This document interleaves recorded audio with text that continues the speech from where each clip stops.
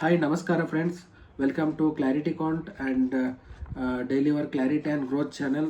So ಇವತ್ತಿನ ದಿನ ನಾವೆಲ್ಲರೂ ಸೇರಿ ಒಂದು ಜರ್ನಿ ಸ್ಟಾರ್ಟ್ ಮಾಡ್ತಾ ಇದ್ದೇವೆ. ಯಾವ ಜರ್ನಿ ಅಂದರೆ ಒಂದು ಲೈಫಲ್ಲಿ ಗೋಲ್ ಆಗಲಿ, ಆಮೇಲೆ ಕೆರಿಯರ್, ಫ್ಯೂಚರ್, ಇನ್ ಬಿಸ್ನೆಸ್ ನೀವು ಕನ್ಫ್ಯೂಷನಲ್ಲಿ ಇರ್ತೀರಿ. ಸೊ ಈ ಒಂದು ಕ್ಲಾರಿಟಿ ಕಾಂಟಲ್ಲಿ ನಿಮಗೆ ಡೈಲಿ ಒಂದು ಕ್ಲಾರಿಟಿ ವಿಡಿಯೋ ಸಿಗ್ತಾ ಹೋಗುತ್ತೆ.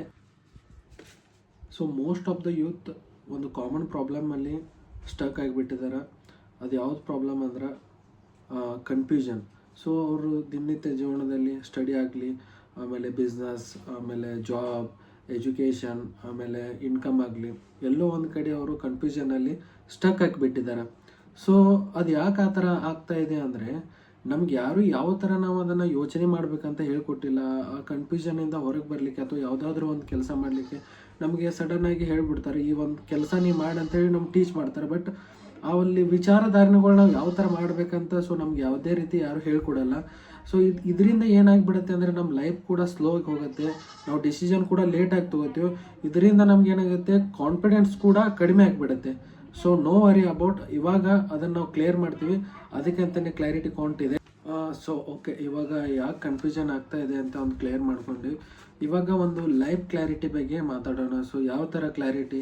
ಸೊ ಯಾವುದೇ ಒಂದು ಕೆಲಸ ಮಾಡಿರಿ ಅಥವಾ ನೀವು ಯಾವ ಸ್ಟೇಟಲ್ಲಿ ಇದ್ದೀರಿ, ಸೊ ಡಸಂಟ್ ಪ್ರಾಬ್ಲಮ್. ಬಟ್ ಒಂದು ನೀವು ಏನಾದರೂ ಕ್ಲಾರಿಟಿಯಲ್ಲಿ ಸ್ಟಾರ್ಟ್ ಮಾಡಿದರೆ ಅದು ಇಂಪಾರ್ಟೆಂಟ್ ಆಗುತ್ತೆ. ಸೊ ಕ್ಲಾರಿಟಿ ಇಲ್ಲ ಅಂದರೆ ನಿಮಗೆ 3 ಥಿಂಗ್ಸ್ ಗೊತ್ತಿದ್ರೆ 100% ನಿಮಗೆ ಕ್ಲಾರಿಟಿ ಅನ್ನೋದು ಗೊತ್ತಿರುತ್ತೆ.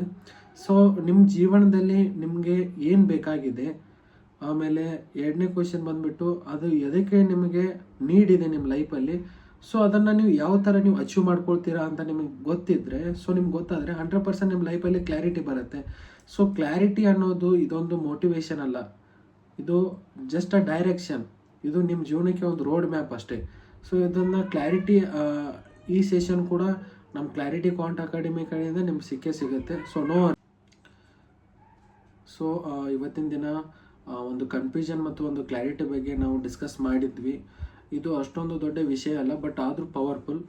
ಸೊ ನಿಮ್ಮ ಒಂದು ಜೀವನ ವೃತ್ತಿ ಮೇಲೆ ನೀವು ಫೋಕಸ್ ಮಾಡಿ.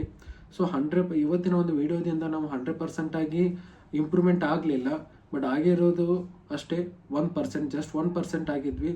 ಸೊ ಡೈಲಿ ನೀವು 1% ನಿಮ್ಮದೊಂದು ಇಂಪ್ರೂವ್ಮೆಂಟಿಂದ ಒಂದು ವರ್ಷದಲ್ಲಿ ನೀವು 37 ಸಾರಿ ನೀವು ನಿಮ್ಮ ಲೈಫಲ್ಲಿ ಬೆಟರ್ ಕೊಡ್ಬೋದು.